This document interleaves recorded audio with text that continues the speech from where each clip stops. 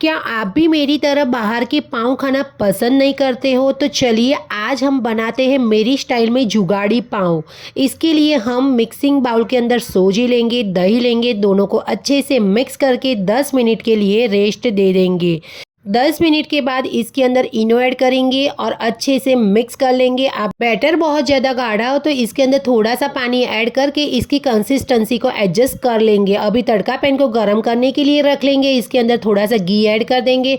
अभी 3 से 4 चम्मच बैटर हम इसके अंदर पोर कर लेंगे। ऊपर से ढक के एकदम लो फ्लेम पर इसको हम नीचे की तरफ से पकाएंगे। नीचे से पक जाए बाद में फिर से घी ऐड करेंगे और इसको टर्न करके दूसरी तरफ से भी लो फ्लेम पर इसको अच्छे से पकाएंगे। ऐसे हम यहाँ पे हमारा ये पाव बना के तैयार कर लेंगे। अभी पाव को अच्छे से ठंडा होने देंगे, बाद में इसको हम कट कर लेंगे। आप देख सकते हो कि हमारे ये जुगाड़ू पाव बन के तैयार हो गए हैं। आप चाहो तो पाव को थोड़ा मसाला पाव भी बना सकते हो। वीडियो पसंद आए तो लाइक शेयर एंड सब्सक्राइब जरूर से करना। Thanks for watching, bye.